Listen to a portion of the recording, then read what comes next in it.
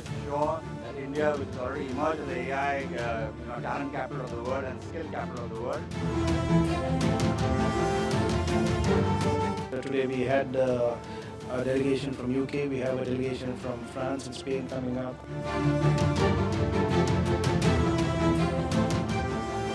कैसे भारत पूरी दुनिया को टक्कर दे सके, कैसे हमारी जो जेनजी है ये कैसे ताकतवर बन सके।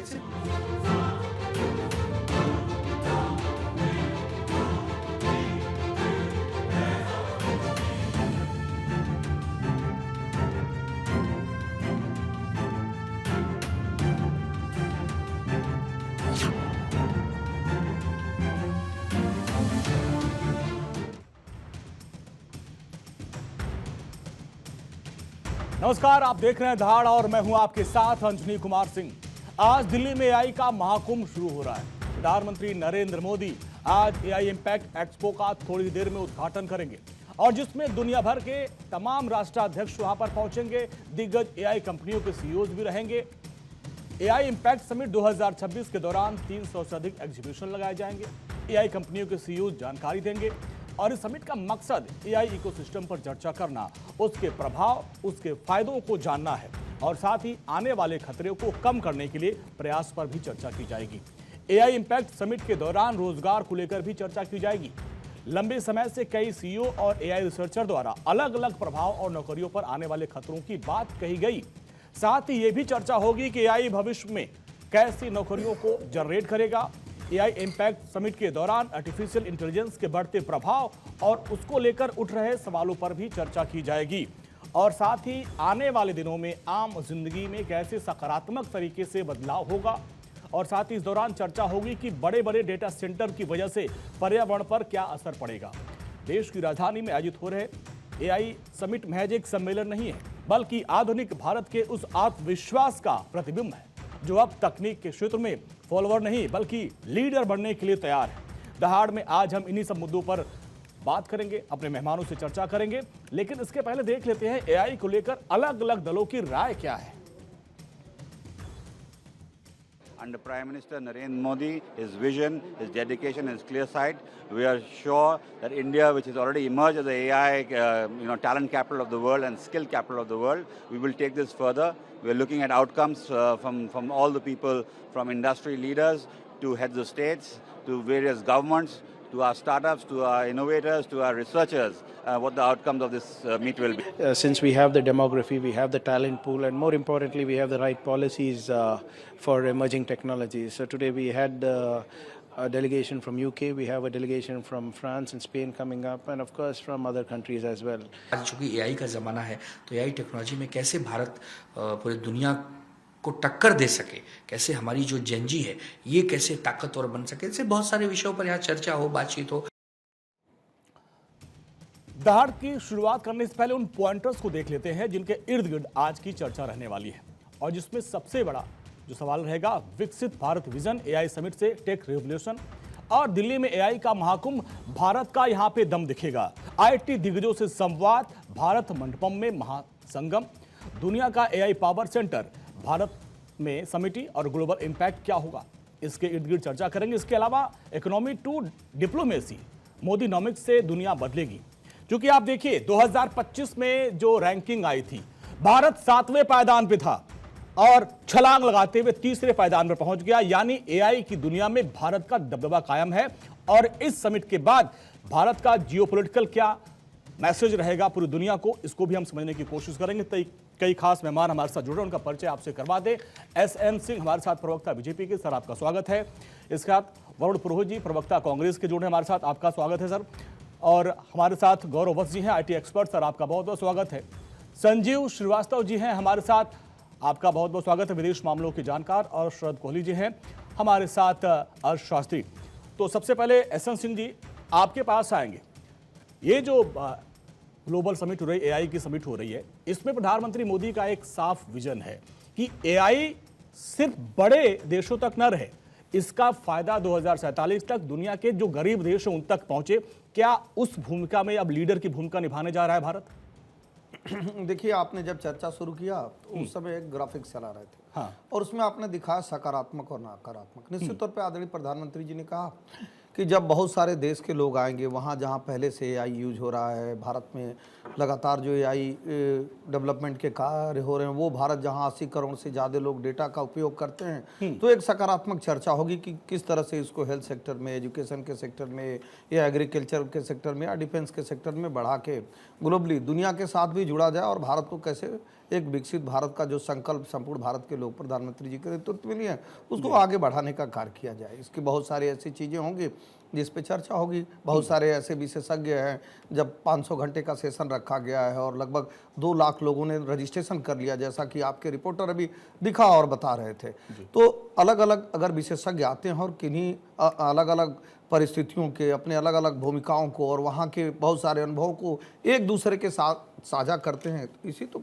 को तो कहते हैं कि विश्व मंच पर एक होकर संपूर्ण विश्व के कल्याण के लिए, जो वसुधा को कुटुंब मानते हुए भारत अपने कल्याण के भी कार्य करेगा, और जो नॉर्थ पोल साउथ पोल की बात होती थी कि वो बैलेंसिंग नहीं है, तो वो संपूर्ण एक पुल का भी काम भारत करने का कार्य करेगा, कि वो चाहे वो नॉर्थ रीजन हो या साउथ रीजन हो, उनमें किस तरह से एक सामंजस्य है, और ऐसे देश जो एआई को नहीं डेवलप कर पाते हैं उनको भी कम खर्चे में किस तरह से एआई के माध्यम से एजुकेशन सेक्टर को और हेल्थ सेक्टर को बढ़ावा देने का कार्य किया जाए। मुझे लगता है कि आदरणीय प्रधानमंत्री जी को तहे दिल से बहुत बहुत बहुत बहुत धन्यवाद कि आज लगभग 15 देशों के राष्ट्राध्यक्ष, प्रधानमंत्री या राष्ट्रपति या बहुत सारे ऐसे देशों के बड़े उद्योगपति जो भारत में आकर इस बात की चर्चा करेंगे, भारत के लिए गौरव का विषय है। ठीक है, वरुण जी आपसे समझना चाहेंगे, ग्लोबल साउथ में ये पहला बड़ा एआई समिट होने वाला है, अब इसको आप किस नजरिए से देखते हैं? ये बहुत महत्वपूर्ण स्टेप लिया है जो मोदी सरकार ने लिया है। और सर वरुण सर से सवाल था, आएंगे आपके पास। वरुण पुरोहित कांग्रेस के प्रवक्ता, सर एक बार उनकी राय जान लेते, इसके बाद आपके पास आएंगे सर। वरुण पुरोहित जी। अंजनी कुमार सिंह जी, राजीव गांधी के जमाने में टेक्नोलॉजी भारत में लाने का बड़ा प्रयास किया गया और उनका विजन था 21वीं सदी, 21st सेंचुरी जी। आज वो, क्योंकि हमारी इंडियन सोसाइटी, भारतीय समाज जो है डायनामिक और प्रोग्रेसिव है। आज मैं तो किसी भी प्रधानमंत्री को क्रिटिसाइज नहीं करता, नेहरू जी से लेके अब तक जो भी मोदी जी तक गए, हमारे सारे प्रधानमंत्री विजनरी हैं। सबने अपने अपने हिसाब से, जैसे जियोपॉलिटिकल कंडीशंस थी, समय काल परिस्थिति के अनुसार भारत को आगे बढ़ाया। आज वही उसी संदर्भ में भारत आगे बढ़ रहा है एआई में। लेकिन चिंता का विषय इसमें यह है, जैसा आपने कहा कि बेरोजगारी का क्या होगा, रोजगार, बेरोजगारी, मानसिक बौद्धिक विकास जो है आने वाली जनरेशंस पे कितना असर डाल पाएगा इसका, और रीजनिंग और डिसीजन मेकिंग पे कहीं असर तो नहीं डालेगा ये, क्योंकि वो सब चीजें हमारी चिंता का विषय। आईटी एक्सपर्ट्स इस बारे में आपको बताएंगे। तो इसमें सबका ही सकारात्मक रुख है। किसी भी पार्टी ने, कोई भी देश के अंदर जब समिट होता है, इंटरनेशनल समिट, तो सबका सकारात्मक सोच ही होता है। भारत जैसे हर फील्ड में, जैसे टेक्नोलॉजी में बड़ा HCL, इन्फोसिस, पता नहीं कितनी कितनी हमारे कंपनियां डेवलप हुई हैं आज अंतरराष्ट्रीय पटल पे आईटी में, वैसे ये भी अब डेवलप होगा। लेकिन जो हमारी समाज है, हमारी जो जनरेशन है, उसका, मैं फिर रिपीट कर रहा हूँ, मानसिक और बौद्धिक जो विकास है उस पर इसका नेगेटिव असर नहीं जाए, इसके सेफ गार्ड्स मिसयूज नहीं हो। जैसे अपन ने देखा अभी कितने ऑनलाइन फ्रॉड्स हुए, कितने हजारों करोड़ रुपए लोगों के चले गए। पूरा देश भी, जैसे 100 करोड़ आदमी तो मैच्योर है ही देश के अंदर, उसको कैसे हम डेवलप करेंगे एआई से कम्पीट करने के लिए, वो सब चीजें भी एक बड़ा मास स्केल पे हमको एक जो है मुहिम चलानी होगी। उसके बाद भारत में इसको एप्लीकेशन करेंगे तो ज्यादा बेहतर हो। हाँ, और उसी मुद्दे पर चर्चा होगी, समय रखा गया है 3 से 4 दिन का, उस पर तमाम दुनिया भर के एक्सपर्ट आएंगे, अपनी बात रखेंगे। गौरव जी आईटी एक्सपर्ट हमारे साथ है। गौरव जी, आपने सुना कांग्रेस के प्रवक्ताओं को, और तमाम ऐसे सवालात हैं एआई को लेकर भी, जिसके दुरुपयोग भी। लेकिन आज हम चर्चा करें इसके पॉजिटिवनेस को लेकर। जिस तरीके से भारत ने 2025 में 7वें पायदान से छलांग लगाकर 3रे पायदान पर अपना ग्लोबल रैंकिंग बनाई, अब उसके पीछे की वजह, और जिस तरीके से अब हम एआई समिट करवा रहे हैं इंडिया में, पूरी दुनिया भर के जो एक्सपर्ट वो यहाँ पे आएंगे, इसका क्या असर भारत के लिहाज से पूरी दुनिया पर पड़ेगा? देखिए, जैसा कि आपने बोला, ये एक बहुत महत्वपूर्ण स्टेप है जो मोदी सरकार ने लिया है, और मैं इस चीज को अप्रिशिएट करूंगा और बहुत हार्दिक स्वागत करूंगा। और आज जैसे मैं सुबह वहीं था जब ये समिट शुरू हुआ है आज से, तो वहां पर बहुत सारी कंपनियां, मतलब आप कह सकते हैं 5 दिन भी इस एआई समिट के लिए कम रहेंगे, इतनी सारी कंपनीज हैं वहां। और ये भारत को रिफ्लेक्ट करता है कि भारत कितनी स्पीड के ऊपर एआई रेवोल्यूशन को अपने में अडॉप्ट कर रहा है। अभी मैं यहाँ पे कोई पॉलिटिक्स की बात नहीं करूंगा। अगर आज मेरे ख्याल से अगर आप लोग विजिट करेंगे एआई समिट को तो आप लोग खुद इस चीज को इग्नोर कर जाएंगे पॉलिटिक्स को, क्योंकि आज जो भारत का स्तर है, जिस लेवल पे भारत पहुंचा है, और वहां पे जाके आप इंडिया के स्टार्टअप और एंटरप्रेन्योर्स को देखेंगे, वो नए नई चीजों के अंदर उन्होंने अपना स्किल को डेवलप करके शोकेस करा है, और जो कि बहुत ही सराहनीय है। तो इस तरीके का जो समिट है ये भारत को एक नेक्स्ट लेवल पे लेके जाता है, क्योंकि इससे खाली भारत की इकोनॉमी नहीं, भारत का इसमें लार्ज स्केल पे इसमें बेनिफिट होगा। लोग बाहर की जो ऑर्गेनाइजेशंस हैं वो इंडिया के अंदर मतलब एफडीआई के थ्रू इन्वेस्टमेंट भी बढ़ेगी और हमारी जो इकोनॉमी है वो भी ग्रो करेगी। जी Sanjeev sir, South Korea, Britain को पीछे छोड़कर हम तीसरे पायदान पे आए हैं। अमेरिका और चीन, ये जो टॉप के देश हैं एआई के फील्ड में, तो वो जो सिस्टम प्रधानमंत्री मोदी इसकी बात कर रहे हैं, इंडिया एआई की जो बात कर रहे हैं, 2047 तक का विजन दे रहे हैं, वो कह रहे हैं कि भाई एआई की फील्ड में चाहे वो शिक्षा हो या कृषि हो, हर जगह एआई का इस्तेमाल करके इसका हम सदुपयोग करें। अब दो देश हैं, इनसे हम कैसे टक्कर लेंगे? और जो भारत को अगर हम एआई की भविष्य के बारे में देखें तो क्या भविष्य देखते हैं आप? देखिए अंजनी जी, आर्टिफिशियल इंटेलिजेंस पूरे विश्व के लिए एक क्रांति है, एक रिवोल्यूशन है, जिसको आईटी का रिवोल्यूशन तो जो हुआ वो बहुत पहले हुआ, लेकिन एआई एक नई क्रांति लेकर के आया है। ये पूरे विश्व को बहुत ही सिग्निफिकेंट तरीके से बदलने जा रहा है, और जिसके कि हम सारे इसके जो भी इसके परिणाम हैं वो देख रहे हैं। लेकिन साथ ही साथ आज इस बात की भी नितांत आवश्यकता है कि इस एआई का एक रिस्पॉन्सिबल इस्तेमाल कैसे किया जाए, ह्यूमन सेंट्रिक तरीके से इसका इस्तेमाल कैसे किया जाए, इंक्लूसिव तरीके से कैसे किया जाए। ये जो विषय है आज के समय का, आज के दौर का सबसे महत्वपूर्ण विषय है। आर्टिफिशियल इंटेलिजेंस ये पूरे विश्व में आगे आने वाले भविष्य को निर्धारित कर रहा है और ये गहरे तरीके से करेगा। लेकिन ये जो भविष्य का जो निर्धारण है वो अच्छे से अच्छे तरीके से कैसे हो, इसके जो रिस्क्स हैं उसको भी हमें समझना होगा। इसके द्वारा जो खतरे पैदा किए जा सकते हैं, जिसके अगर डुअल यूज़ इसका किया जाए तो जाहिर है कि ये पूरे विश्व के लिए बहुत बड़े खतरे भी पैदा कर सकता है। तो उन सारे विषयों को भी हमें गंभीरता के साथ समझना होगा। लेकिन अंजनी जी, आज जो एआई इम्पैक्ट समिट हो रही है, ये जाहिर है कि भारत के लिए बड़े ही गर्व का विषय है, और एआई के संदर्भ में भारत इस समिट के माध्यम से जो अपनी लीडरशिप है उसको अनाउंस कर रहा है। और जो चाइना और यूनाइटेड स्टेट्स ऑफ अमेरिका जैसे जो राष्ट्र हैं, वो जो उन्होंने जो एक लीड ले रखी है, जाहिर है कि भारत अब आने वाले समय में वो उस दिशा में और भी तेज गति से आगे बढ़ेगा। और चाइना और यूनाइटेड स्टेट्स ऑफ अमेरिका का जो उनकी लीड थी, उसको भारत एक बड़ी लकीर, एक लंबी लकीर जो खींच करके उसको जाहिर है कि उसको डील करेगा। हमारा जो अप्रोच है एआई को लेकर के बहुत सकारात्मक है। वसुधैव कुटुंबकम का अप्रोच तो है ही, लेकिन साथ ही साथ सर्वजन हिताय सर्वजन सुखाय, पीपल, प्लैनेट, और जो हमारी जो पूरा जो अप्रोच रहता है, जिसको हम कहते हैं one family, one earth, one future, उन सभी को हम साथ लेकर के चल रहे हैं और प्रोग्रेस को भी साथ में लेकर के चल रहे हैं। तो ये जो पूरी भारत के द्वारा जो समिट का आयोजन है, ये भारत की बड़ी उपलब्धि है। पूरे विश्व में भारत एक एआई का इससे एक लीडर जो बन करके उभरा है, उसकी जो धाक है, जैसा कि अभी गौरव जी ने बताया भी कि जिस तरीके से वहाँ पर अनेक कंपनीज आई हैं, 2 लाख से भी ज़्यादा लोगों का रजिस्ट्रेशन हो चुका है। वर्ल्ड लीडर्स यहाँ पर जिस तरीके से उन्होंने शिरकत की है, फ्रांस के राष्ट्रपति आए हैं, ब्राज़ील के राष्ट्रपति आए हैं, और अन्य विश्व के जो नेता हैं वो यहाँ लगातार पहुँच रहे हैं। तो ऐसे में ये जो पूरी समिट है वो जाहिर है कि पूरे भारत के लिए तो गर्व का विषय है, लेकिन इसमें जो डिलिब्रेशंस किए जाएंगे, जो बातें हैं इसमें डिस्कस की जाएंगी, उसका एक विशेष महत्व है। और देखिए, अभी तक जो एआई की जो समिट्स पहले हुई, चाहे वो ब्रिटेन में जो हुई हो या साउथ कोरिया में हुई या फ्रांस में हुई, उसमें और आज के में अंतर ये है कि पहले जो ज़्यादा फोकस रिस्क पर रहा करता था, सेफ्टी पर रहा करता था, और कमिटमेंट कितना एआई के प्रति विश्व का होगा इसके ऊपर रहा करता था। लेकिन आज जो सारा जो फोकस है वो हमारे जो डेवलपमेंटल जो प्रोसेसेस हैं उसमें एआई का क्या इम्पैक्ट होगा, ह्यूमन सेंट्रिक अप्रोच के साथ हम एआई को कैसे इस्तेमाल कर पाएंगे, चाहे वो हेल्थ हो, चाहे एग्रीकल्चर हो, चाहे वो अन्य हमारे जितने भी की सेक्टर्स हैं, वो सभी एआई के द्वारा किस तरीके से बेहतर अपना जो परफॉर्मेंस कर सकते हैं, उन सारे विषयों पर आज फोकस है। आज एक ह्यूमन सेंट्रिक इंक्लूसिव डेवलपमेंट के ऊपर ये जो एआई की समिट है वो फोकस करने जा रही है। इसी वजह से इसका नाम इम्पैक्ट समिट रखा गया है। ये सिर्फ रिस्क के ऊपर और सेफ्टी के ऊपर फोकस नहीं है, बल्कि इसका जो इम्पैक्ट कंस्ट्रक्टिव, पॉजिटिव, सकारात्मक जो इम्पैक्ट क्या होगा उसके ऊपर ये फोकस है। तो मेरा ऐसा मानना है कि पूरे विश्व में एक बहुत बड़ा संदेश देगा। और ये जो 5 दिनों का जो कांग्रेगेशन मैं कहूँगा, ये जो इस तरीके का आयोजन है जिसमें कि पूरा विश्व आज यहाँ पे इकट्ठा हुआ है भारत में, हमारी राजधानी में, जाहिर है कि इसके माध्यम से बहुत बड़ा मैसेज पूरे विश्व में जाएगा।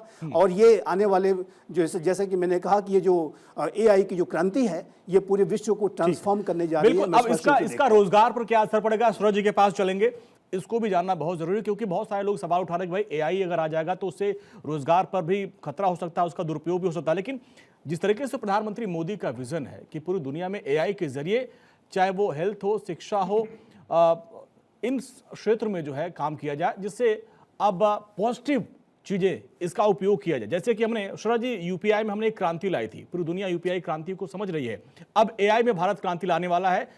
रोजगार को लेकर कैसे आप देखते हैं इसको? नमस्कार अंजनी, आपको और मेरे सह पैनलिस्ट भारत 24 के सभी व्यूअर्स को जी।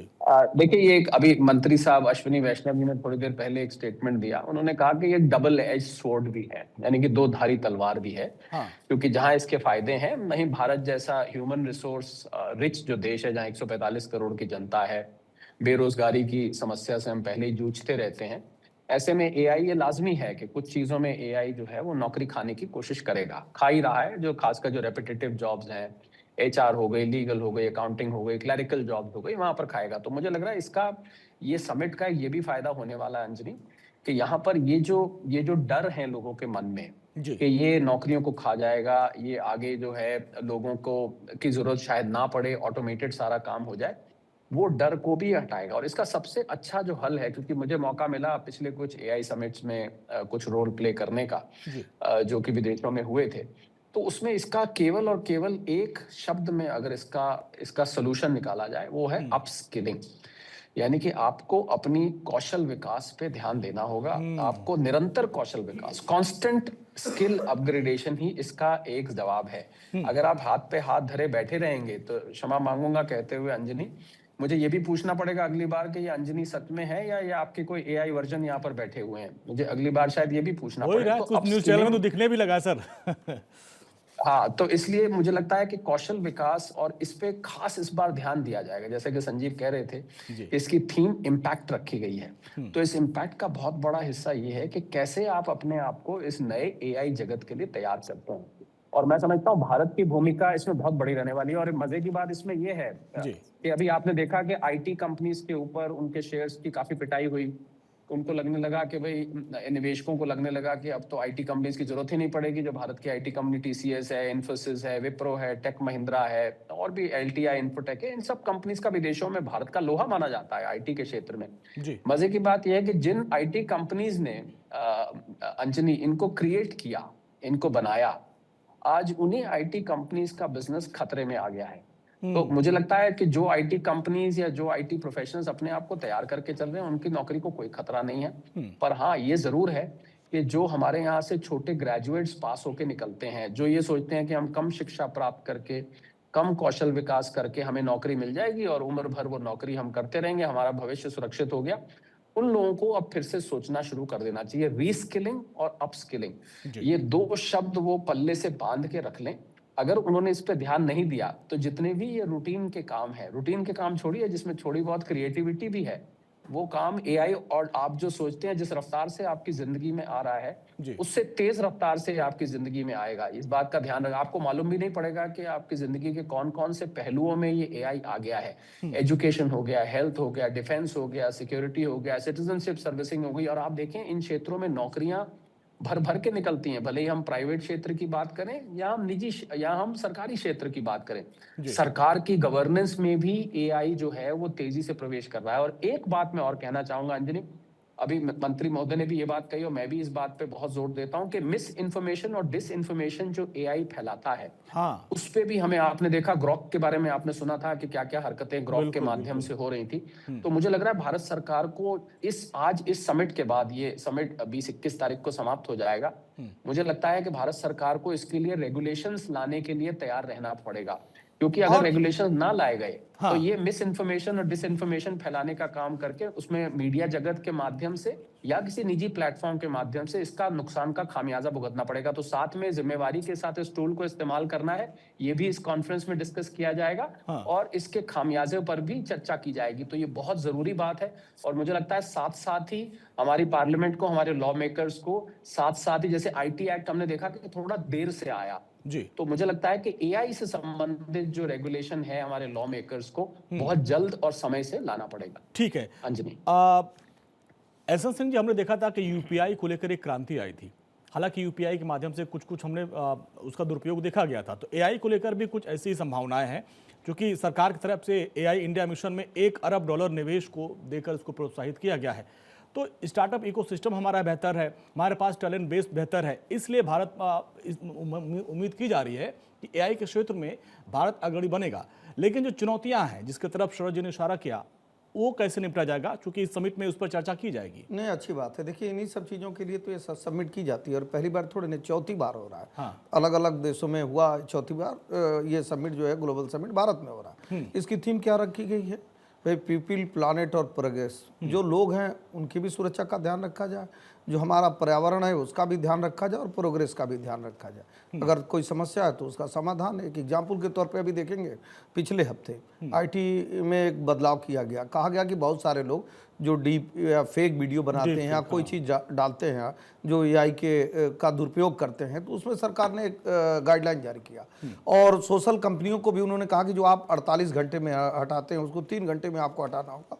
और एआई जनरेटेड अगर वीडियो या कोई ऐसी चीज़ है तो उस पर लिख के आ जाना चाहिए, ताकि वो पता चले कि वो वास्तविक है या गैर वास्तविक है। निश्चित तौर पे मैं फिर इस बात को रिपीट करता हूँ, एक जिम्मेदार सरकार जब होती है, जब जवाबदेह सरकार होती है तो जिम्मेदारी तय करती है और वो जिम्मेदारी तय की जा रही है। और भी समस्या आएगा तो उस जिम्मेदारी को तय कर दिया जाएगा कि ये समस्या है। जैसे जब इंफ्रास्ट्रक्चर के डेवलपमेंट का कार्य हो रहा था भारत में, किसी के भी सरकार में हो रहा था, चूंकि हमारी सरकार में थोड़ा ज़्यादा हुआ, तो जो पेड़ पौधे कट रहे थे तो उसकी व्यवस्था बनाई गई कि सड़क के किनारे उतने पेड़ पौधे लगाएंगे। जब कंप्यूटर आया तब भी लग रहा था रोजगार चला जाएगा, लेकिन आज कंप्यूटर हजारों लाखों करोड़ों रोजगार दिया है और आपके कार्यों को सुगम किया है। आप चेक कर्नाटक या मुंबई, कलकत्ता भेजते थे, फिर वो जब वो क्लियर होता था उसके बाद सामान आता था। अभी क्षणिक अगर आपको कोई सामान चाहिए, चाहे वो कलकत्ता से चाहिए, मुंबई से चाहिए, कर्नाटक से चाहिए, कहीं से भी चाहिए, तो वो तुरंत क्लियर होता आ जाता है। मुझे लगता है कि सहजता के साथ साथ जागरूकता, जो इस बात को, और सतर्कता, ये तीनों सरकार बरत रही है। इसलिए तो थीम को रखा गया है कि अगर कोई समस्या है तो उसका समाधान करेंगे। कोई भी अगर दुरुपयोग होता है तो निश्चित तौर पर दुरुपयोग होने ना पाए, लेकिन अगर हमको संसार के साथ कदम ताल मिलाकर चलना है, विकास करना है, तो निश्चित तौर पर जो समय की मांग है उसको अपनाना होगा। वरुण जी, देखिए, समय की मांग तो है, एआई के फायदे भी हैं, कुछ नुकसान है, उसकी आज चर्चा होगी। लेकिन जिस तरीके से 300 से अधिक डेमो का प्रदर्शन किया जाएगा कि किस तरीके से एआई के जरिए हम अपने जो काम, चाहे कृषि हो, स्वास्थ्य हो, शिक्षा, उनको बेहतर कर सकते हैं, इस पर भी जो अलग अलग पेवेलियंस हैं उसमें भी डेमो देखा जाएगा। प्रधानमंत्री मोदी पहुंच भी चुके हैं, थोड़ी देर बाद उसका उद्घाटन भी करेंगे। लेकिन अब क्या लगता है कि यूपीआई भी आया था, तब भी तमाम तरह के सवाल उठाए गए थे कि कैसे होगा, क्यों होगा, बहुत दिक्कत होगी, लेकिन यूपीआई ने आज पूरी दुनिया में अपना नाम कमाया है। तो इसी तरीके से एआई को लेकर जो आशंकाएं हैं, क्या लगता है कि इस समिट के बाद से उसमें काफी हद तक जो है उसमें निदान मिलेगा?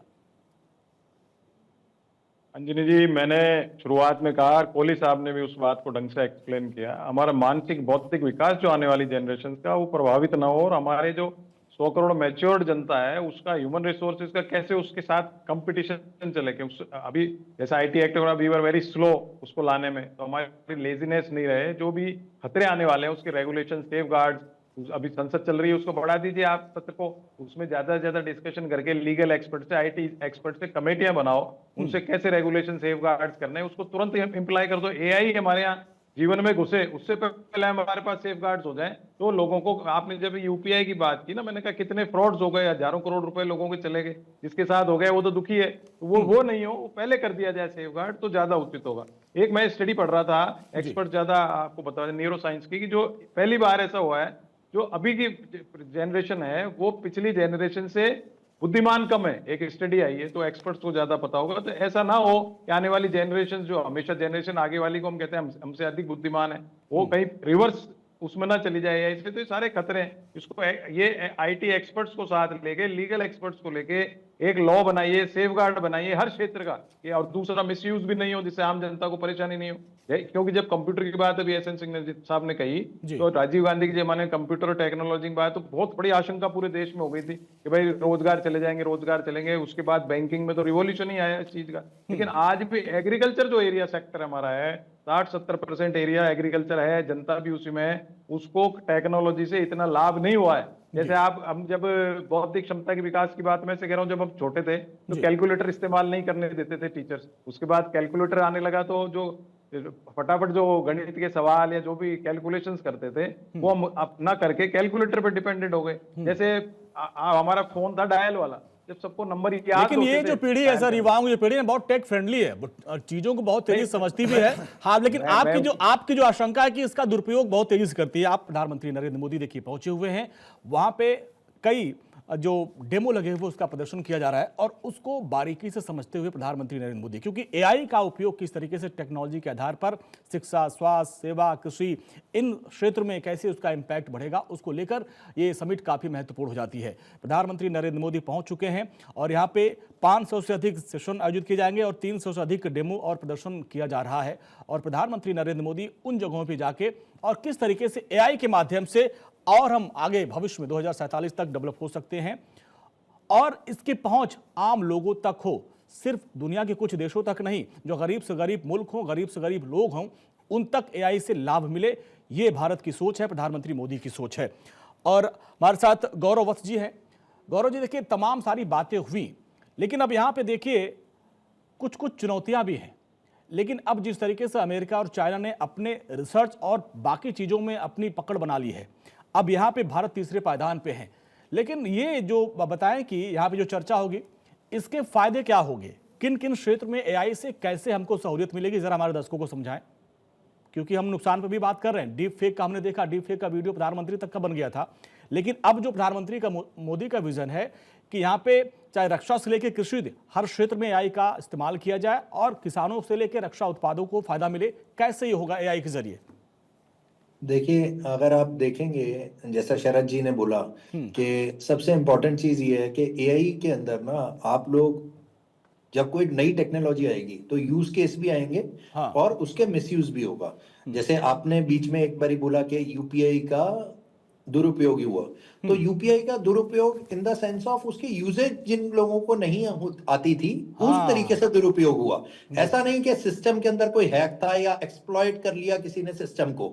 सिस्टम में हम लोग, स्कैमर है, स्कैमर चीटिंग, जैसे पहले नॉर्मल चीटिंग करता था कोई फोन के ऊपर, तो स्कैमर ने फोन करके किसी को कन्विंस कर लिया कि आप इस यूपीआई एड्रेस पे पैसा डाल दीजिए, और वो हम लोगों ने पैसा डाल दिया और उसको हम साइबर क्राइम में गिन लेते हैं। सो ये इसमें सिस्टम का कोई फॉल्ट नहीं है, इसमें यूजर का फॉल्ट है। तो सरकार क्या कर सकती है, टाइम बाय टाइम किसी चीज की यूजेज मिसयूज होती है तो उसके अगेंस्ट लॉज लेके आ सकती है।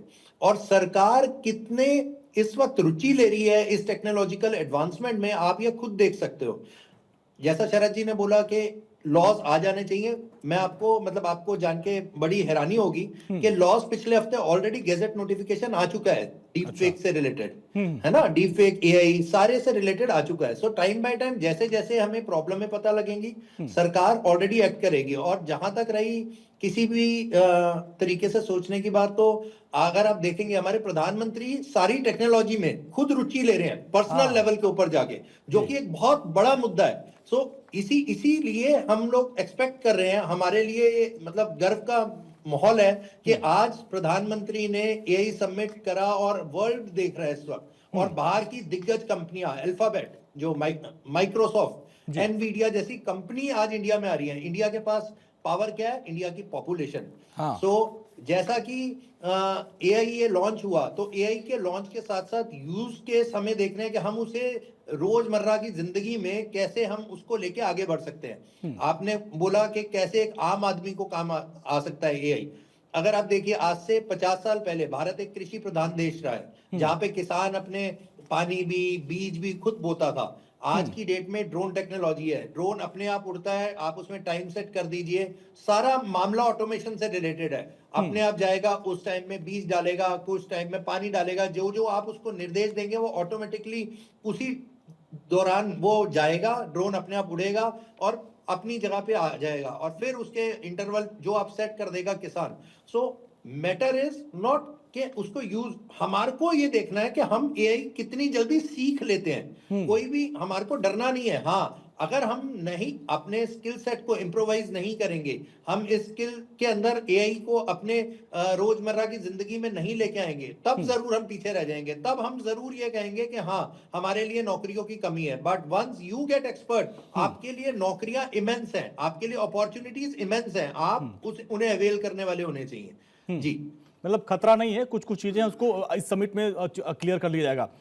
संजीव सर, समझना चाहेंगे कि एआई फ्यूचर को आकार देने में भारत अग्रणी भूमिका निभाएगा। प्रधानमंत्री मोदी का ये विजन है, और प्रधानमंत्री मोदी ने कहा कि एआई सिर्फ अमीर देशों तक नहीं बल्कि गरीब देशों और भारत के भी जो आम लोग हैं उन तक उसका इम्पैक्ट होना चाहिए, पहुंचना चाहिए। तो इसको लेकर ये जो रणनीति है पीएम मोदी की जो सोच है इस समिट से, उस पर कितना असर पड़ेगा और कहाँ तक हम उस पर कामयाब होंगे? ये बहुत अच्छा आपने प्रश्न किया है। देखिए, एआई के संदर्भ में जो लीडरशिप होनी चाहिए वो विजनरी होनी चाहिए, रिस्पॉन्सिबल होनी चाहिए, ह्यूमन सेंट्रिक होनी चाहिए। ये नितांत आवश्यक है। जैसा कि हमारे आज इस समिट में कहा गया अश्विनी वैष्णव जी के द्वारा, भारत सरकार के मंत्री के द्वारा, कि ये एक डबल एज स्वॉर्ड भी हो सकता है। अगर इसको ठीक तरीके से हमने मैनेज नहीं किया, इसको कंट्रोल करके नहीं रखा और इसको ह्यूमन सेंट्रिक बना करके नहीं रखा, तो जाहिर है कि इसके जो खतरे हैं वो भी बहुत बड़े पैमाने पर आ सकते हैं। एलन मस्क से एक बार इसके बारे में पूछा गया था कि एआई के खतरों के संदर्भ में आप क्या कहना चाहेंगे, तो उन्होंने इसकी तुलना न्यूक्लियर वेपन से भी की थी और कहा था कि उससे भी कहीं ज़्यादा डेंजरस मैं इसको मानता हूँ अगर इसके खतरे अगर देखना शुरू करें तो। हेनरी किसिंजर भी एक बार एआई के खतरों को लेकर के बिल्कुल चौंक गए थे जब उन्होंने इसके गहराई से इसके बारे में एनालिसिस की थी। तो ये मेरा ऐसा मानना है अंजनी जी कि इस कारण से ये बहुत आवश्यक है कि एआई का जो कंट्रोल है, जो एडमिनिस्ट्रेशन है, जो इसका जो गवर्नेंस है, वो रिस्पॉन्सिबल हाथों में रहे, वो ह्यूमन सेंट्रिक तरीके से और ह्यूमन कंट्रोल तरीके से इसको डील किया जाए। और उसके लिए जाहिर है कि गवर्नेंस के जो स्ट्रक्चर्स हैं, जो लॉज हैं, जो इसको रेगुलेट करने के, इसको मॉनिटर करने के जो मेजर्स हैं, वो बड़े पैमाने पर और त्वरित गति से लिए जाने की आवश्यकता है, क्योंकि इसके जो यूजेजेस हैं वो लगातार बढ़ते जाने हैं। और जैसा कि शरद जी ने कहा, मैं बिल्कुल सहमत हूँ, इस बात को मैं एम्फेसाइज करना चाहूँगा कि जो आने वाले समय में जो जॉब की जो अपॉर्चुनिटीज़ हैं उसको यदि जो भी वर्तमान समय के जो वर्कर्स हैं उनको यदि मेंटेन करके रखना है तो उन्हें अप स्किलिंग, री स्किलिंग के ऊपर तुरंत विचार करना होगा, क्योंकि अनेक ऐसे सेक्टर्स में जाहिर है कि जब तक आप और अधिक आज के परिवेश के अनुसार, एआई के परिवेश के अनुसार अपने आप को री स्किल नहीं करेंगे, अपने आप को अप स्किल नहीं करेंगे, तो ऐसे में जाहिर है कि ये चिंता तो है। यानी अब जो हम लोगों की पीढ़ी है, हम लोगों को समय के साथ और अपग्रेड होना पड़ेगा, क्योंकि टेक्नोलॉजी के मामले में पूरी दुनिया बहुत तेजी से आगे बढ़ रही है और रोजगार को लेकर आपने भी कुछ आशंकाएं जताई हैं। लेकिन जिस तरीके से पीएम मोदी का और भारत का विजन है कि एआई फॉर ऑल, तो एआई फॉर ऑल का लक्ष्य तो है हमारा, लेकिन इसके दुरुपयोग को लेकर लोग ज़्यादा आशंकित हैं। जैसे कुछ वीडियोज ऐसे होते हैं, प्रधानमंत्री मोदी का ही डीप फेक वीडियो बन गया, दुनिया भर में तमाम ऐसे वीडियो सामने आ रहे हैं। तो जो क्रिएशन के नाम पर जो उसका दुरुपयोग करते हैं, उसको लेकर इस समिट में सिर्फ भारत नहीं पूरी दुनिया में इसको लेकर एक सख्त रेगुलेशन बनना चाहिए। बिल्कुल, देखिए, डीप फेक्स के अगेंस्ट ऑलरेडी नोटिफिकेशंस आ चुके हैं, जैसा कि अभी कहा भी गया इसी पैनल डिस्कशन में। हाँ। और मुझे लग रहा है कि ये ऐसी चीज है जिसको आप अगर रोकना चाहेंगे तो आप रोक नहीं पाएंगे, आपको उसके साथ फ्लो करना पड़ेगा। अगर हम आज भारत एआई समिट को होस्ट कर रहा है, इसका अर्थ यह हुआ कि भारत अपने आप को ग्लोबल मैप में एक एआई का बहुत ही महत्वपूर्ण बिंदु बनाना चाहता है।